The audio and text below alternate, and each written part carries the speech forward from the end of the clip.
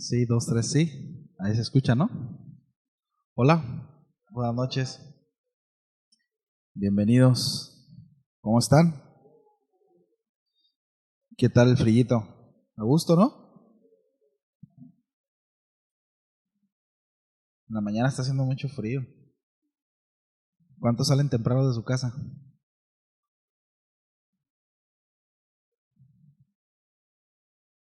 Sí, está haciendo frío. Bien. Pues estamos terminando la serie en curso. Hoy es el último tema. Hoy es el resumen y la conclusión de Primera a los Corintios. Sí. Esta serie que se tituló Vivamos piadosamente. Pero antes de continuar, quiero extender los saludos de los hermanos. El domingo, el fin de semana, estuvimos en Melitón. ¿Recuerdan que la semana pasada estuvieron aquí el pastor Chuy y Juanita Heredia? Sí, sí fue la semana pasada o fue la antepasada, ¿no? Hace 2 semanas. Ok. Bueno, pues esta semana, la semana pasada, se fue el pastor Chuy para Oaxaca, estuve en la sierra y tuvimos la oportunidad de estar allá con ellos en la reunión general y tuvimos una pequeña reunión con servidores y les mandan muchos saludos los hermanos de allá, ¿no? Espero y pronto se puedan conocer, ¿sí? Y pues bueno, muy contentos. Fíjese, este fin de semana y me preguntaban los hermanos allá acerca de pues quién estaba acá, ¿no? Por ejemplo, Bogdan, porque les enseñaba una foto, pues Bogdan andaba en Constitución, andaba cazando gente allá, no con rifles, sino.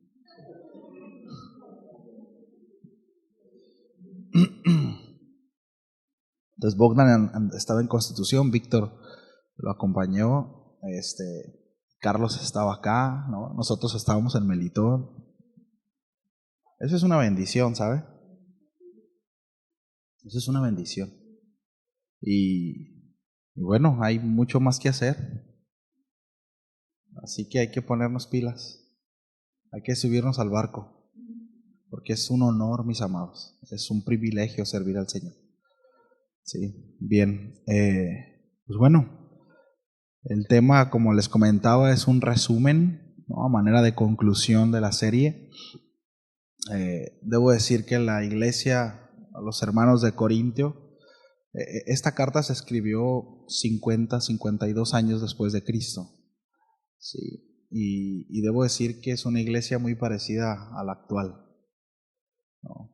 Es decir, hay muchas cosas que el apóstol Pablo trató, la cual esta iglesia estaba batallando, estaba luchando, con la que hoy en día la iglesia lucha.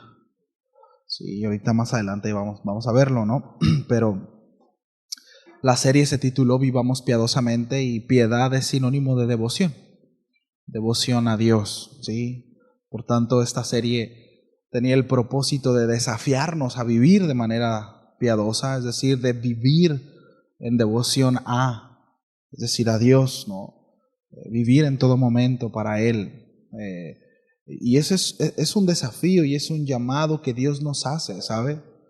Más allá de ciertos dogmas eclesiásticos, más allá de cumplir por y para, ¿sí? Dios nos lleva a vivir para Él.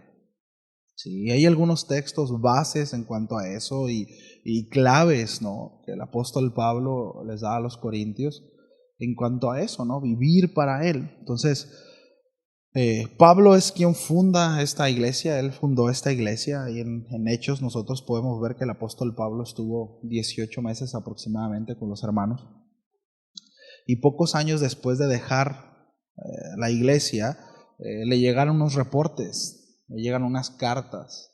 De hecho, esto los mencionábamos a lo largo de la serie, pero esta carta que nosotros tenemos como primera a los Corintios, ¿sí? No fue la primera carta que el apóstol Pablo envió, por lo menos ya había una carta previa, ¿sí? Si nos vamos de manera cronológica, quizás esta sería la segunda o tercera carta que el apóstol Pablo había enviado a los Corintios, ¿sí?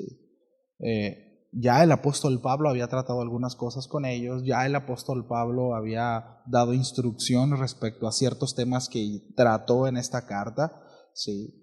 Y bueno, Pablo, mucho de lo que nosotros vemos en esta carta son respuestas a preguntas, ¿sí? A cuestiones, ¿no? A ciertos reportes que le hacen llegar al apóstol Pablo.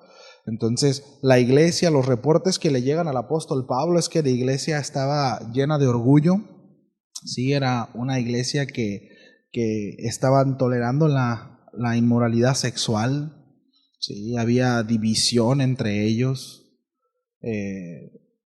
los dones espirituales eran usados de manera incorrecta, había un creciente malentendido de las doctrinas básicas del cristianismo. El apóstol Pablo escribió en esta carta con el propósito de intentar restaurar a la iglesia corintio y llevarla a un retorno a su fundamento. ¿Y cuál era este fundamento? El apóstol Pablo lo dice en la misma carta: Cristo, la persona de Jesús, ¿sí? En 1 Corintios capítulo 3 verso 3 dice lo siguiente: porque aún sois carnales, pues habiendo entre vosotros celos, contiendas y disensiones, ¿no sois carnales y andan como hombres? Entonces, Pablo, en su deseo porque los hermanos de Corintio retornaran al camino de la piedad, manda esta carta con instrucciones, repito, muy directas y muy prácticas para nosotros como creyentes. Muy prácticas.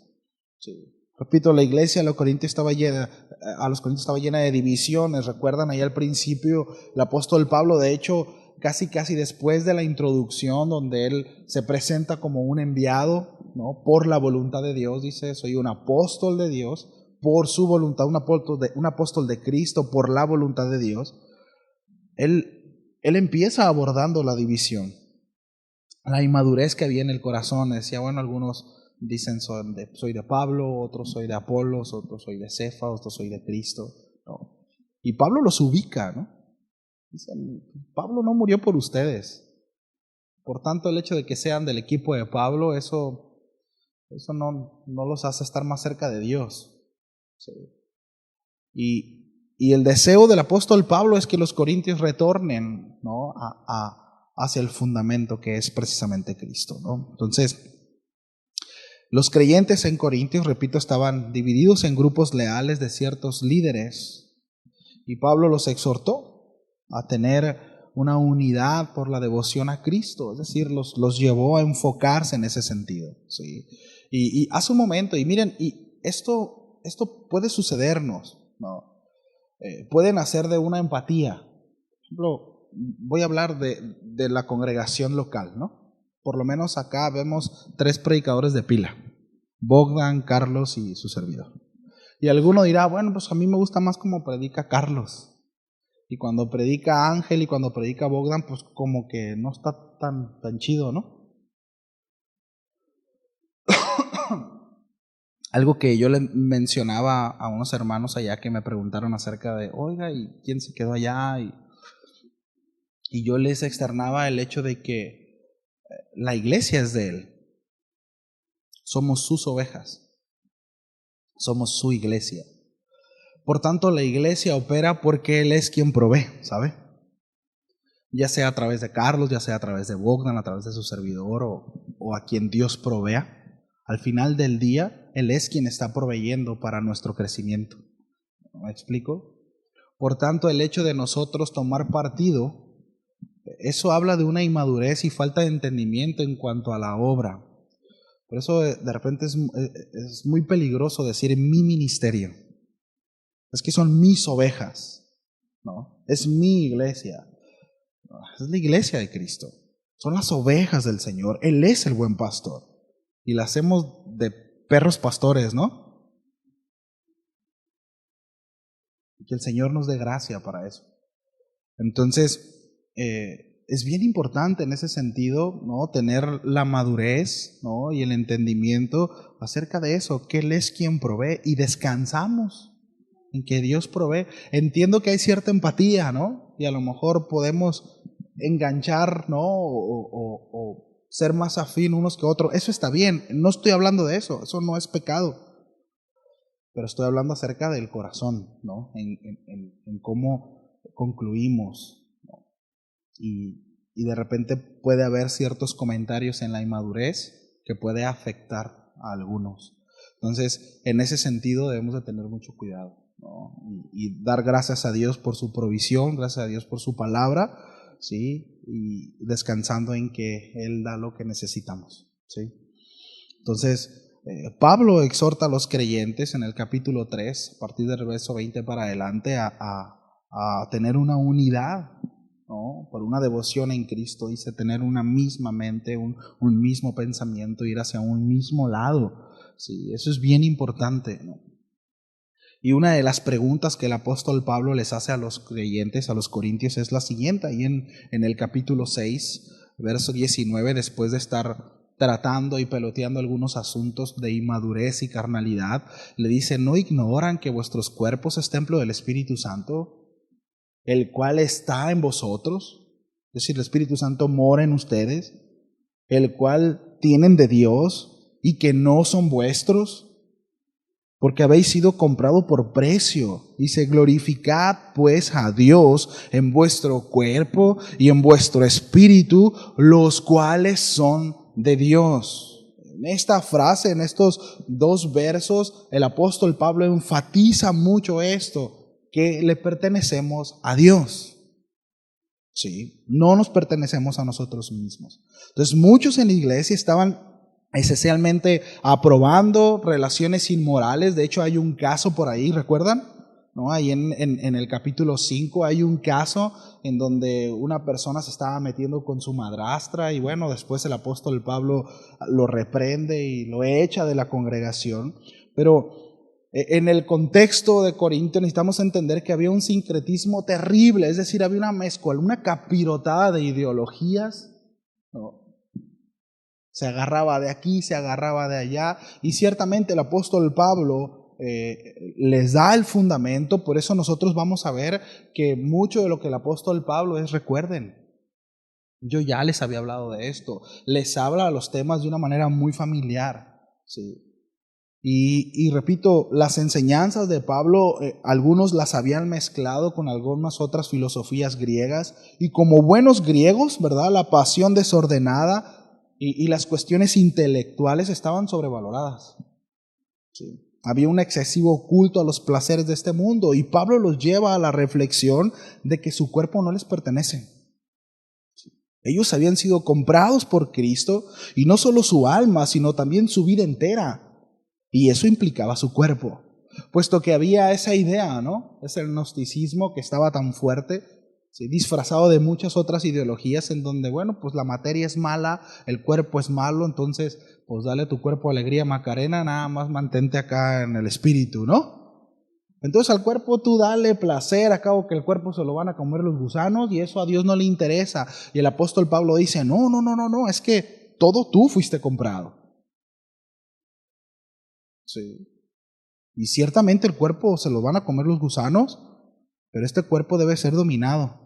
De hecho, el apóstol Pablo nos habla de una disciplina, ¿no? De vivir congruentes a, no solamente pensar de manera elevada, sino esos pensamientos llevarlos a la práctica y vivir, ¿no? De una manera piadosa, vaya, ¿no? Entonces, repito, había un excesivo culto a los placeres de este mundo, al intelectualismo, ¿sí? Pablo los lleva a decir, no les pertenece, por tanto todo debe estar sujeto a Cristo. Todo debe ser llevado sujeto a aquel que los compró. ¿Sí? Y Pablo lo dice, ¿no? Por cuanto fueron comprados por precio. O sea, no solamente los tomó, los compró. ¿Sí? Entonces dice, glorificad pues a Dios, glorificarlo. Ellos habían sido comprados por Cristo, repito, no solo su alma, sino también su vida entera. Entonces Pablo los invita a vivir por encima de una religión y bajo ciertas reglas dogmáticas, los lleva a vivir de manera piadosa, dando gloria a Dios en todo. Y eso es bien importante, mis amados, que demos gloria a Dios en todo, que todo lo que hagamos, Que todo lo que hagamos, lo hagamos para la gloria de Dios. Esa es la motivación correcta. Sí. Ese debe de ser nuestro motor. No para que me vean, no para que vean que los cristianos, no para que vean que yo, no para que vean que nosotros, es para darle la gloria a Dios. Y muchas veces el darle la gloria a Dios implicará que tenga que ceder cosas. Y muchas veces tendré que perder para darle la gloria a Dios. ¿Sabe? Porque cuando mi motivación tiene que ver eso, yo ya no estoy en el plano. Yo ya no figuro en la película. Él es.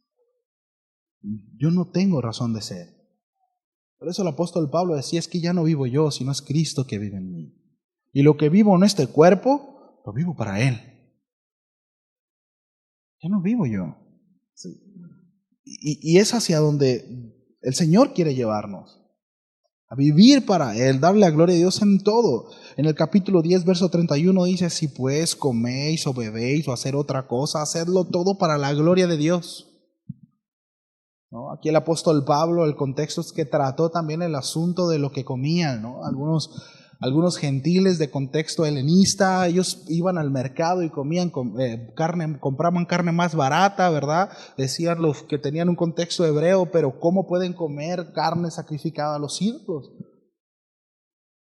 Esa carne ya se había ofrecido a un ídolo, ya se había hecho un ritual con esa carne, y no eran rituales, no era como que, es que esta carne se la ofrecieron ahora el 1 de noviembre, 2 de noviembre. ¿Cuántos días muertos? 2 de noviembre. ¿Sí? 2, ¿verdad? No, estamos hablando de que de verdad había rituales bien fuertes. Sí.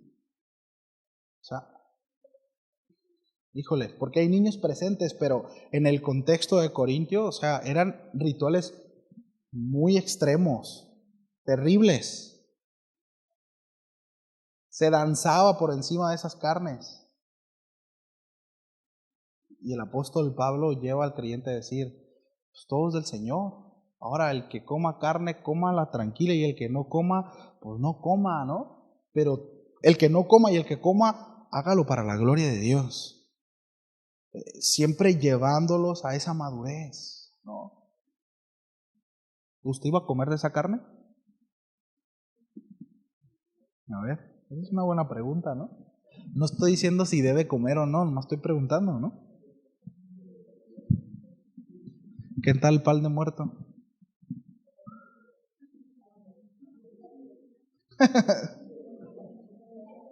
Y hay unos rellenos de cajétanos también. Bueno, entonces el apóstol Pablo los lleva en ese sentido, ¿no? Está tratando porque había divisiones. Sí, decía, no. Entonces dice el apóstol Pablo, todo hacedlo para la gloria de Dios. Sí. De nuevo, Él me compró.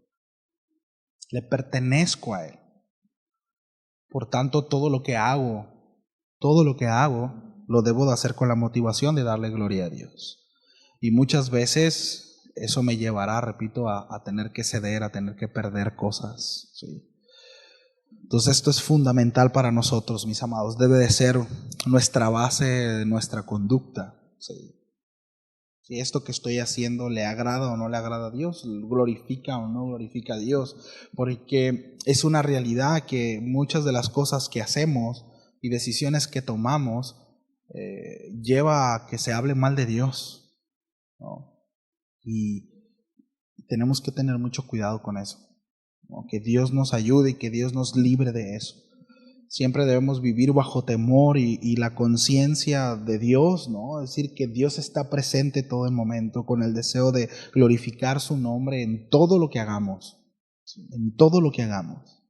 Entonces, los corintios, el apóstol Pablo trató un asunto también bien, pues, muy triste, ¿no? Y muy vergonzosa, porque los corintios tendrían pleitos entre ellos, y allá se usaba que si había pleito entre alguien, se llevaba a juicio, y estos juicios se hacían en las plazas, ¿sí? Se hacían en lugares públicos.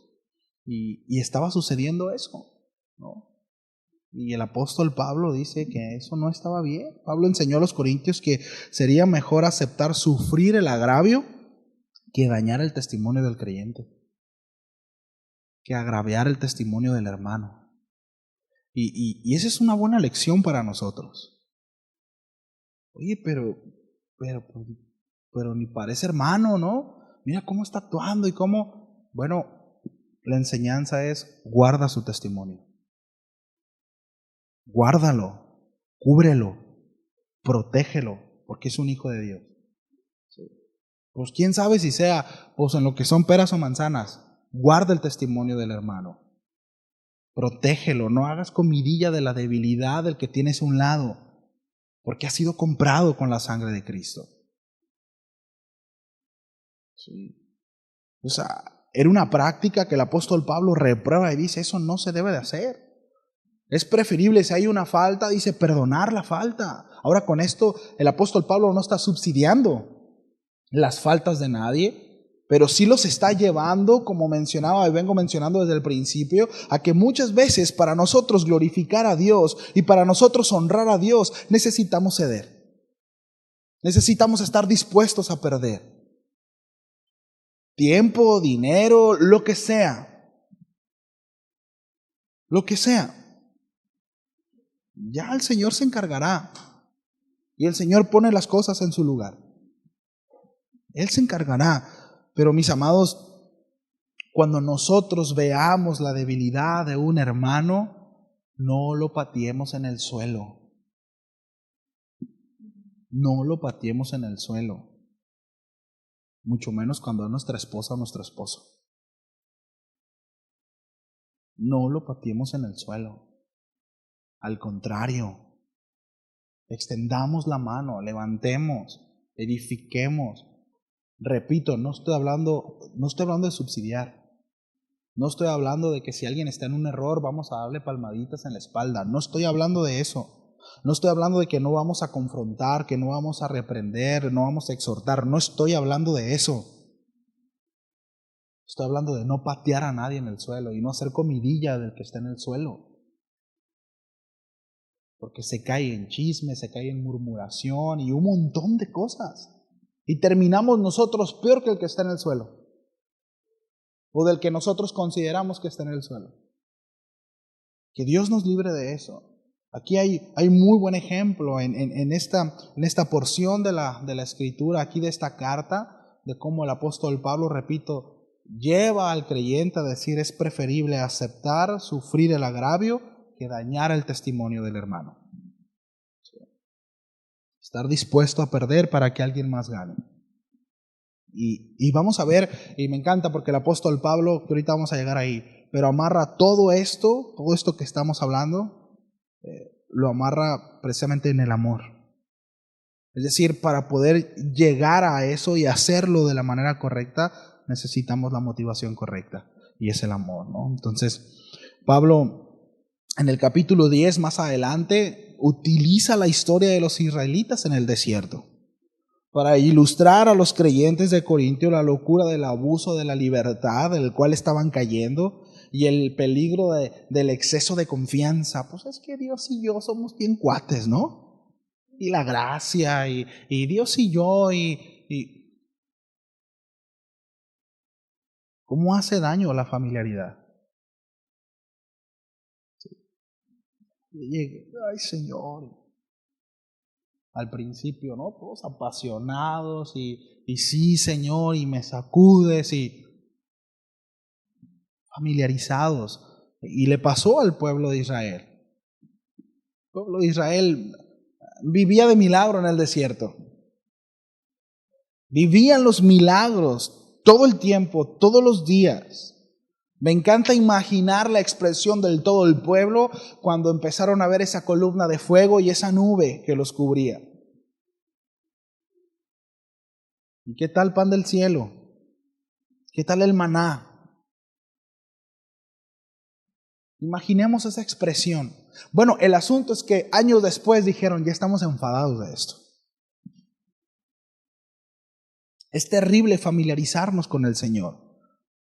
con su presencia, con su intervención, con todo lo que el Señor nos da, con todo lo que el Señor recibimos de parte de Dios. Y muchas veces hasta se nos olvida orar a Dios, ¿no? Ni siquiera para decirle gracias, Señor, por mis hijos, por mi esposa, por mi esposo, por mi trabajo, porque es algo que doy por hecho. Es algo que tiene que suceder. Es como el hijo que dice, es que me tienes que mantener, papá. Es que es mi cumpleaños, me tienes que comprar. Te doy de comer porque si no me meten a la cárcel, pero si no.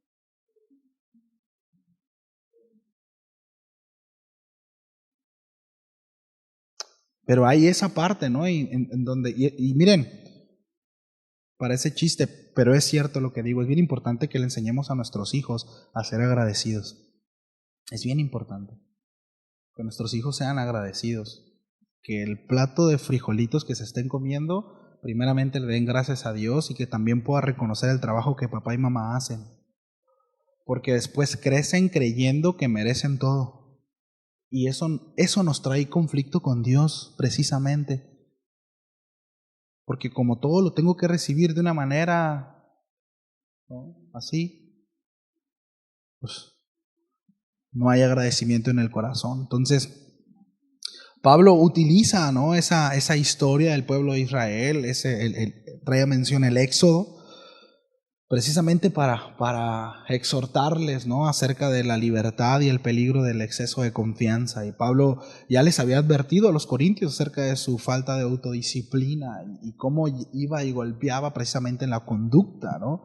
Y él prosigue describiendo a los israelitas, quienes a pesar de ver los milagros y el cuidado de Dios por ellos, ¿no?, cuando los hizo pasar por el Mar Rojo, la milagrosa provisión del maná del cielo, el agua en una roca, ellos malentendieron su libertad y se rebelaron en contra de Dios y cayeron en inmoralidad y en idolatría y murmuraban en contra de Moisés y era un desastre, ¿no? Bueno, Pablo exhorta a la iglesia de Corintios a considerar el ejemplo de los israelitas y evitar conductas similares a esas. Lujuria, inmoralidad sexual, ¿no? Precisamente el hablar en contra de él, quejarse, el murmurar, la falta de agradecimiento, etcétera, etcétera. Sí. Entonces, la inmoralidad, mis amados, la inmadurez, la carnalidad de los hermanos en Corintio los llevó al desbalance. Sí. Los llevó al desbalance y al desorden en sus cultos, en sus reuniones. Sí. Entonces, el apóstol Pablo empieza a tratar acerca de los dones. Si nosotros observamos, recordamos, la carta empieza el apóstol Pablo dando gracias a Dios por todos los dones que los corintios habían recibido. Nosotros podemos ver desde la introducción que era una iglesia, era una congregación, una comunidad rica en dones de parte del Espíritu.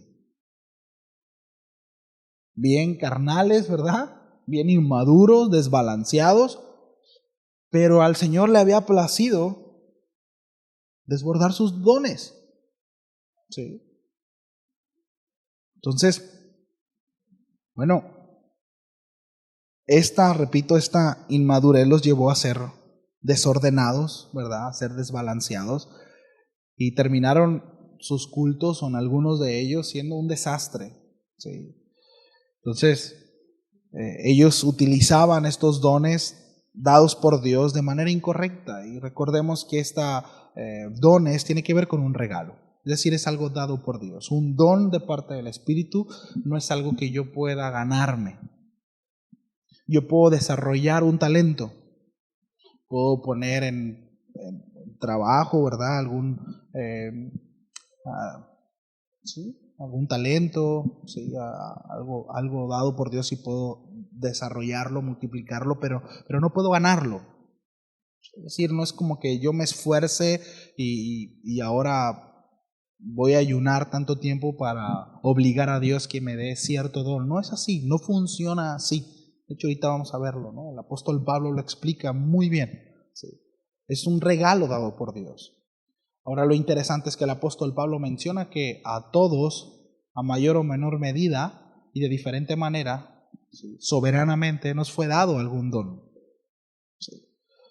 Dice en 1 Corintios capítulo 12, verso 7, dice, pero a cada uno les es dada la manifestación del Espíritu para provecho. Entonces, los dones fueron dados para beneficio de la iglesia, no para beneficio propio. Estos dones dados por el Espíritu fueron dados para beneficio de la iglesia, no para beneficio propio. El apóstol Pablo explica que somos diferentes miembros con funciones distintas, pero todos necesarios, ¿sí? En un mismo cuerpo. Incluso el apóstol Pablo habla acerca de esos miembros ocultos, ¿no? Que ni siquiera forramos y cuidamos, pero que llegan a ser más importantes, ¿no? Entonces mencionábamos cuando hablábamos acerca de esto, ¿no? Que de repente hay algunos hermanos que son el dedo chiquito del pie, ¿no? Que nomás sirven para darle dolor al cuerpo, pero ahí están, ¿no? Dios los puso ahí y son necesarios. El dedo pequeño, ¿no? Da un balance necesario, da equilibrio. Parece que no sirve para nada, pero está ahí por algo. ¿Sí? Y ay, cómo sufre uno con el dedo chiquito del pie, ¿verdad? Pregúntele a mi hija que hace poquito se lo acaba de fracturar. Dice 1 Corintios capítulo 12, hablando acerca de este tema. Porque así como el cuerpo es uno y tiene muchos miembros, pero todos los miembros del cuerpo, siendo muchos, son un solo cuerpo, así también Cristo. Todos somos un mismo cuerpo, ¿sí? Estamos en el mismo equipo, pues. Estamos en el mismo equipo, no somos diferentes equipos. Todos diferentes miembros, distintos, todos distintos. Miren, tenemos 2 pulgares, pero los 2 pulgares son distintos, ¿cierto? Los 2 pulgares son distintos, son funciones muy similares, pero son muy distintos. Se parecen, pero no son iguales. ¿Sí? Dice en el verso 14, además el cuerpo no es un solo miembro, sino muchos. ¿Cuántos? Muchos. Muchos miembros. Verso 18. Mas ahora Dios ha colocado los miembros cada uno de ellos en el cuerpo, como Él quiso. ¿Cómo? ¿Quién fue quien los acomodó? ¿Quién determinó quién es mano, quién es ojo, quién es pie? ¿Quién lo determinó? El Señor, Dios, en su soberanía. ¿Y cuántos saben que Dios es perfecto? Como Él quiso. Porque si todos fueran un solo miembro, ¿dónde estaría el cuerpo? Imagínense, ¿no? Pero ahora son muchos los miembros, pero el cuerpo es uno solo. De nuevo, la unidad. Somos distintos, pero somos del mismo equipo. Ni el ojo puede decir a la mano, no te necesito. Esto es bien importante, mis amados. Esto es bien importante. Es que es bien distinto, hermano. Es que yo no veo por dónde, pero es necesario. Pero es necesario. Yo sé que hay un dicho por ahí, es que, ¿verdad? Ninguno es indispensable, sí es cierto, pero sí todos somos necesarios.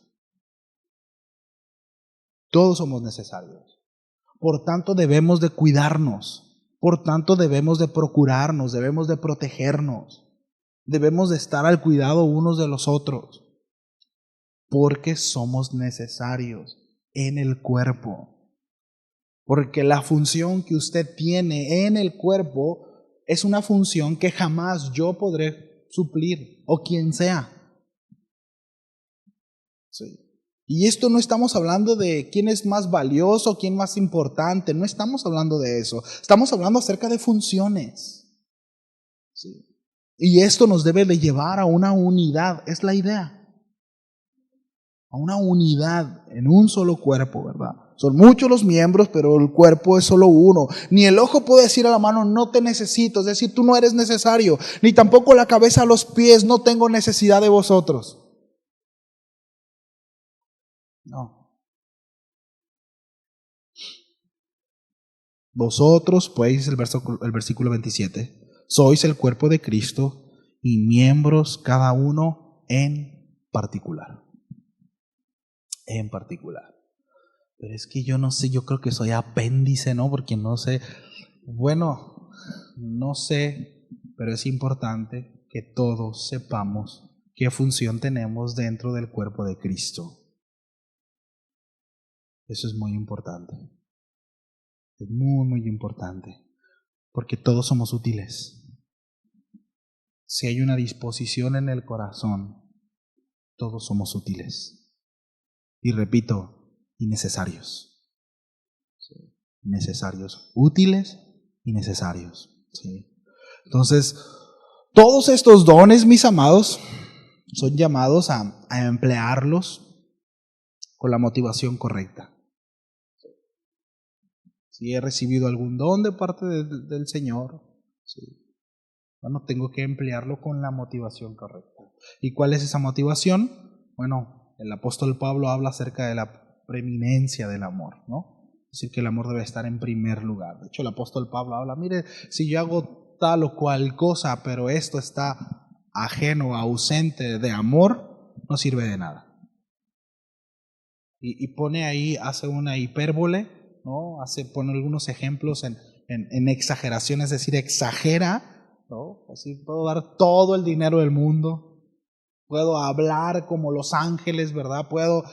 Hace una exageración para decir, si yo hago, pero no hay amor, si eso está ajeno del amor, si no hay la motivación correcta en todo eso, no sirve de nada, ¿sí? Entonces, es muy interesante y bien importante porque esto nos lleva a poner los pies sobre la tierra, ¿no? Quizá había algunos por ahí, algunos hermanos que estaban con dones muy vistosos, alguno ahí, ¿verdad? Que quizá hablaba en lenguas y el otro había quien le interpretara, ¿no? El apóstol Pablo habla también acerca de eso, del desorden que había. El hablar en lengua y él ordenó de cómo se tenía que hacer. Quizás alguno ahí, algún milagrero, ¿no? En Corintio, ¿no? Y caminaba medio tocando el piso. No lo sé, el apóstol Pablo lo aterriza, ¿no? Dice, compadre, si tú haces milagros, sanas, interpretas lenguas o lo que sea, profetizas, pero no lo haces con la motivación correcta, no sirve de nada. Sí. Y esto nos debe de llevar a la reflexión de constantemente preguntarnos por qué lo estamos haciendo. Y la clave es lo que el apóstol Pablo les dijo desde el principio, haced todo para la gloria de Dios. Porque precisamente el amor, mis amados, lleva a que me despoje. El amor lleva a que quite los ojos de mí mismo. Eso es amor, ¿no? Pasaje muy conocido por nosotros, 1 Corintios capítulo 13, a partir del verso 4 dice, el amor es sufrido, el amor es benigno, el amor no tiene envidia, el amor no es jactancioso, no se envanece, no hace nada indebido, no busca lo suyo, no se irrita. Todo tiene que ver con la otra persona. Todo tiene que ver con el despojo de uno mismo. La idea que nos han vendido de que el amor son mariposas en el estómago es una farsa. No es cierto, ese no es el amor. El amor no se irrita, no guarda rencor, no se goza de la injusticia, mas se goza de la verdad. Todo lo sufre. ¿Dónde están las mariposas ahí? Todo lo sufre, todo lo cree. Ese todo lo cree es el beneficio de la duda. ¿Sí? No habla acerca de ser ingenuos, habla de dar el beneficio de la duda. Todo lo cree, todo lo espera, todo lo soporta. Sí. Todo tiene que ver con despojarme a mí mismo. Yo no estoy ahí, estoy dispuesto a quitarme. Sí. Recuerdo que cuando mi esposa supimos que estábamos embarazados, bueno, ella está embarazada, yo no me embaracé, ella se embarazó, íbamos a tener bebé. Y yo le platiqué a un amigo, lo conocen, a Misael Silva, ¿no? Estuvo en la reunión de matrimonios. Y Y recuerdo que él me dijo esto: cuando nazca tu bebé, vas a entender un poquito más acerca del amor del Padre, ¿no? Y cuando me lo dijo, se me hizo una frase padre, ¿no? Se me hizo una frase bonita, ¿no? Es una experiencia personal. No estoy diciendo que los que no tengan no pueden entender, porque no es por ahí, ¿no? Los que no tengan hijos no pueden entender el amor del Padre. No estoy hablando de eso. Es una experiencia personal. Y ciertamente cuando nace Ángel, mi primer hijo, pude relacionar, ¿no?, de una manera más clara el amor de Dios, ¿no?, en ese sentido. Y a lo que voy con esto es que ciertamente como papá, los que tenemos la dicha de ser papás, ¿no?, como papás, estás dispuesto a dar tu vida por tus hijos, ¿no? Como esposos, estás dispuesto a dar tu vida por tu esposa. ¿Esposas están dispuestas a dar su vida por su esposo? No soy yo ni un amén, ¿no? Que mi esposo dé su vida por mí, ¿no? El superhéroe siempre es hombre.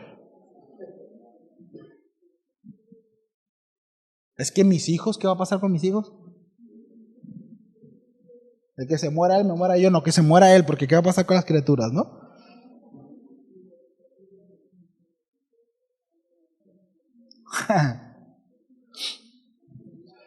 El amor te lleva a eso.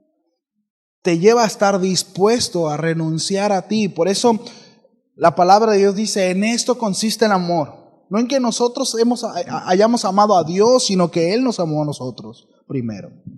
Y dice, y que se puso en nuestro lugar. Él tomó nuestro lugar. Tomando nuestro lugar. Ahí se resume el amor de Dios. No en otra cosa. Es que yo creo que Dios no me ama porque no he recibido el aumento que tanto necesito. Y Dios sabe cuánto lo necesito. En eso no consiste el amor de Dios. Él es tu proveedor y proveyó lo más importante, lo indispensable. Te ha dado vida eterna. De ahí para adelante todo es ganancia. De ahí para adelante todo es ganancia. Tenemos un Dios proveedor. Él proveyó la salvación, la vida eterna. ¿Sí? En esto consiste el amor de Dios, en que Cristo murió en nuestro lugar, ¿sí? Entonces, el apóstol Pablo dice que todos esos dones, todo eso dado por Dios, ¿verdad?, no es para un beneficio propio, sino para ponerlo a la disposición de la iglesia. ¿Sí? Y necesitamos el amor, porque quizá me tengo que ver, quizá voy a tener que desvelarme, voy a tener que desmadrugar, o tengo que dar más de mí en cuanto a tiempo, a dinero, no lo sé, para el beneficio de alguien más, para el beneficio de un hermano, para el beneficio de una hermana, etcétera, etcétera, ¿sí? Entonces, el amor me despoja y me lleva a quitar la mirada de mí mismo, ¿sí? Después el apóstol Pablo, ¿sí?, tratando algunos otros aspectos, va a una de las bases, ¿sí?, que es la base acerca de nuestra fe, que es precisamente la resurrección. Y el apóstol Pablo habla acerca de la resurrección de Cristo, ¿sí? Y esos son un par de temas que están muy fresquecitos, hace un par de semanas lo vimos. El apóstol Pablo habla acerca de la resurrección de Cristo como una esperanza, ¿no? Él es la primicia, Él es el primogénito, y habla acerca precisamente de eso, ¿no? Por cuanto Él resucitó, entonces también nosotros resucitaremos, ¿sí? Si nosotros hemos creído que Cristo resucitó, ¿verdad?, pues bueno, nuestra esperanza está bien puesta, porque hay más, ¿sí? Hay, de verdad, hay gente que se dice cristiana que cree que el infierno es aquí en la tierra y que la recompensa es aquí en la tierra y que no hay más allá. Bueno, el apóstol Pablo dice: si es así, comamos y bebamos. No hay galardón, no hay consecuencia. pues dale. ¿Sí? Dice el apóstol Pablo, no es así. Por cuanto Cristo resucitó, y dentro de esa resurrección hay un montón de promesas, como el hecho de, tranquilos, yo voy a ir para hacer morada, yo me voy a adelantar, ¿verdad?, a hacer morada para ustedes en el cielo. ¿Sí? Bueno, entonces también nosotros resucitaremos juntamente con Él. Y esa es nuestra esperanza, mis amados. Cuando la Biblia habla acerca de la salvación futura, no habla de que no hemos sido salvos, sino habla precisamente de la glorificación de este cuerpo corrupto, que cómo le duelen cosas. Y más ahorita en los cambios de clima, ¿no? Pero bueno, un día recibiremos un cuerpo glorificado, el cual no le dará gripa, no le dolerá la espalda, ¿verdad? No tendrá broncas en las cervicales, no tendrá problema de ciática, no le dolerá el estómago, no le dolerá la cabeza. A ver quién da más. ¿Sí? Un cuerpo suficientemente completo y pleno para estar delante de la presencia del Señor sin ser consumido. Sí. Ahora no podemos. Señor, ¿verdad? Quiero verte cara a cara, y nos ponemos bien intensos. No se puede. Es imposible. Es imposible, pero Dios nos da lo que necesitamos, ¿no? Dios nos da lo que necesitamos. Y este tema es bien importante porque debiera ser una motivación en nosotros como creyentes. Sí. Miren, muchas veces nosotros nos conformamos, y no quiero menospreciar la necesidad de nadie, sí, lo voy a decir con mucho cuidado, pero muchas veces nosotros nos conformamos con supuestos galardones terrenales cuando Dios nos ha dado algo que está por encima de todo. Nos conformamos, reducimos nuestra relación con Dios y decimos, Señor, con que mi esposo sea así, con que mi hijo sea así, con que tenga salud, con que se me quite, con que me sane. Repito, no estoy menospreciando ningún padecimiento, ninguna necesidad, no estoy menospreciando eso. A lo que voy es que la Escritura, el Señor siempre nos llevó a poner nuestra mirada por encima de este mundo. Y por supuesto que es importante nuestra familia, amo a mi esposa y amo a mis hijos. Y por supuesto que es importante la salud, y por supuesto que es importante todo lo mencionado, y las necesidades diarias, ¿no? Son importantes, pero mi motivación no debe de estar puesta en ninguna de esas cosas que acabo de mencionar, porque todo eso se va a ir en algún momento. En el momento en que mi hijo, ¿verdad?, sea rescatado, mi devoción se va a ir.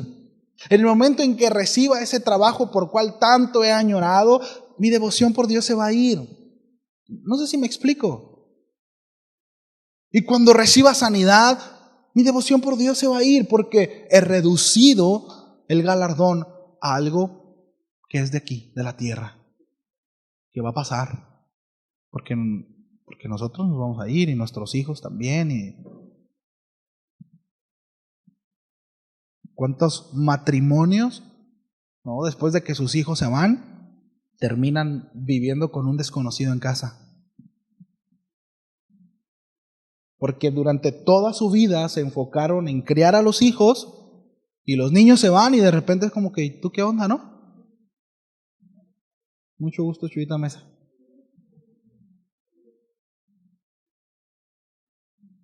¿Por qué? Porque de repente ponemos nuestra mirada y ponemos nuestras fuerzas y nos enfocamos en cosas que no debieran ser, ¿no?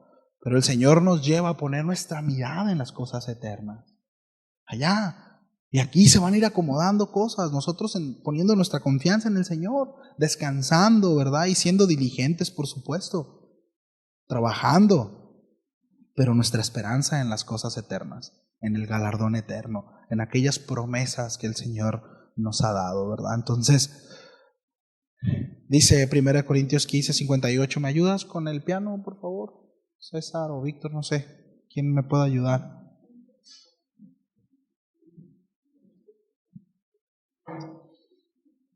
Acompáñame ahí, 1 Corintios 15, 58.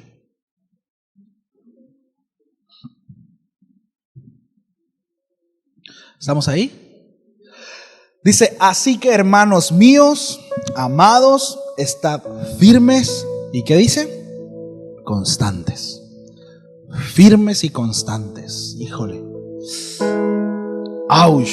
Diga conmigo, ¡auch!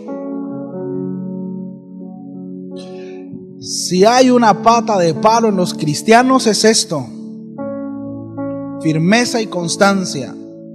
Diría mi mamá, salida de caballo y parada de burro, ¿no? Ya viene Año Nuevo. ¿Cuántos están preparando sus propósitos para el año que viene?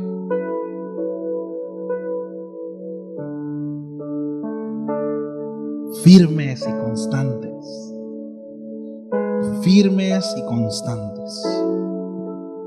Cuando nosotros somos firmes y somos constantes, entonces viene un crecimiento espiritual. Cuando hay inconstancia y cuando no hay firmeza, no hay crecimiento. El autor de Hebreos relaciona la inconstancia precisamente y la inmadurez en aquellos, ¿verdad?, que no son constantes, vaya la redundancia, ¿no? Relaciona la inmadurez con la inconstancia. Más bien esa es la palabra. Relaciona la inmadurez con la inconstancia. Necesitamos estar firmes en Dios, por supuesto, y ser constantes. Y eso habla de disciplina. Eso habla de despojo. El apóstol Pablo también ahí en 1 Corintios habla acerca de aquel que compite en la carrera, aquel que lucha y se prepara para eso. Dice que se abstiene de muchas cosas. ¿Y sabe cuál es la motivación de ellos? Un premio en el podio. Dice el apóstol Pablo, pero nosotros, dice, no corremos para ese premio, sino para un premio eterno, para un galardón eterno. Por tanto, creo yo que nuestra motivación debiera ser mayor, ¿no? Firmes y constantes. Cuando nuestro hermano Carlitos corrió los 2 maratones, previamente tuvo que ser firme y constante en su entrenamiento, ¿sí o no? ¿Va, manito? Cuando tú vas a competir, previamente tiene que haber una preparación. Firmes y constantes. Bueno, nosotros estamos en el estado previo, camino a. Por tanto, debemos de estar preparándonos para cuando el Señor venga y que nos encuentre firmes y constantes. Que ya viene pronto, cada vez se acerca más. Ya se escuchan los pasos en la azotea. Firmes y constantes. Firmes y constantes. Creciendo, ¿en qué dice? En la obra del Señor. Y me encanta porque añade algo más. ¿Qué dice? Siempre. Ya llegué. No ha llegado. Síguele. Síguele. Ay, Señor, ¿hasta cuándo? Hasta que el Señor venga. Señor, pero sigues tratando conmigo. Yo pensé, ¿cuántos han? El día que, mire, que ya termine, ¿verdad? Ya de aquí ya la libré. Y llegamos ahí y sale otra cosa. ¿Te acordaste de algo,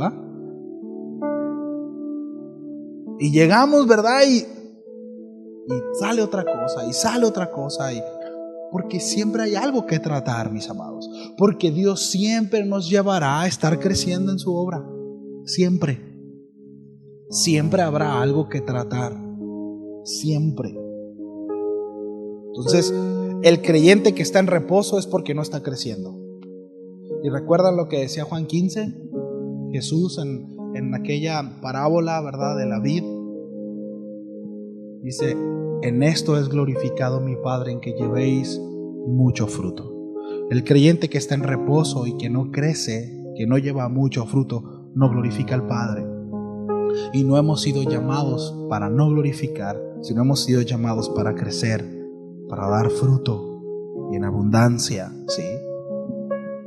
Entonces, ser firmes y constantes, creciendo en la obra del Señor siempre, dice, sabiendo que vuestro trabajo en el Señor no es en vano. No estamos trabajando en vano. Todo el esfuerzo, todo el sacrificio, todo lo que nosotros hacemos para la obra del Señor tiene su recompensa, mis amados. Serán entregados galardones. En primera instancia, la salvación. Pero no será en vano. No será en vano. Sí. Conclusión. Muchos de los problemas y las preguntas con las que estaban luchando los hermanos en Corintio aún están presentes en la iglesia. Sí. Hoy en día la iglesia sigue en esas dificultades, algunas, ¿no? La iglesia en la actualidad aún batalla con divisiones. Al norte, los hermanos del norte, hablo de Constitución, Loreto, La Toba. Algo que hace poco platicábamos es que cada vez hay más iglesias, pero no es porque se están multiplicando, sino porque se están dividiendo. Eso es terrible. Eso es terrible. El Melitón es un pueblito pequeño, hay 5 iglesias. Pero no es porque se están multiplicando, es porque se están dividiendo. No es mi intención exponer absolutamente a nadie, esto se está grabando, ¿no? Pero mis amados, hay por lo menos 3 alianzas de pastores. Y no es porque se estén multiplicando, es porque se están dividiendo. Es preocupante. Es preocupante la condición de la iglesia hoy en día. Debiéramos de atender lo que el apóstol Pablo les escribió a los corintios. Sí. La iglesia en la actualidad aún batalla con divisiones, con inmoralidad, con el uso de los dones espirituales de manera incorrecta. Sí. El libro del Primero de los Corintios pudo bien haberse escrito para la iglesia del día de hoy, ¿no? Sin duda. A pesar de todas estas reprensiones de parte del Señor a través del apóstol Pablo y correcciones, sí,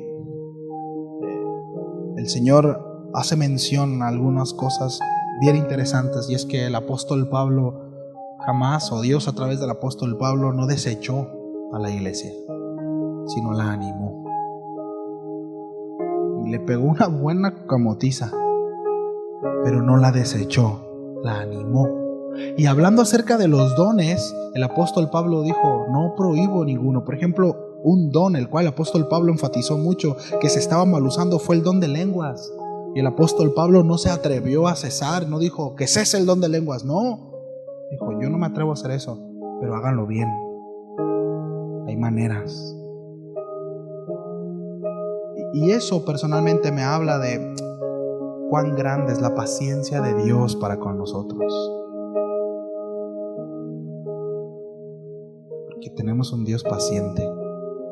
Y a pesar de toda la situación por la que estaba viviendo Corintio, a pesar de su inmadurez, de su carnalidad, de su desorden, Dios no la desechó. Por lo menos no en esta carta, sino la animó, la alentó. Incluso el apóstol Pablo, repito, comienza dando gracias a Dios por los hermanos en Corinto. Entonces, pues que eso nos anime. Que eso nos anime. ¿Sí? Que eso nos anime. Vamos a orar a Dios. ¿Quiere orar conmigo? ¿Sí? Vamos a orar. Señor, muchas gracias. Gracias por tu bondad. Gracias por tu paciencia para con nosotros. Porque ciertamente podemos identificarnos o vernos proyectados en muchas áreas de las cuales tú corregiste, Señor, con nuestros hermanos en Corinto hace 2000 años. Y eso manifiesta nada más que la condición del ser humano, Señor. Y hasta ahora has sido paciente. y has sido misericordioso y has sido bueno. Gracias por no desecharnos. Gracias por tu amor. Gracias por tu instrucción. Gracias por tu guía, Señor, por el ánimo que nos das a través de tu palabra. Que esto nos lleve a comprometernos aún más, que nos lleve, Señor, a crecer en devoción a ti, que nuestra vida refleje, Señor, nuestro amor que decimos tenerte. Gracias, Señor. Queremos abrazar ese desafío de vivir de manera piadosa.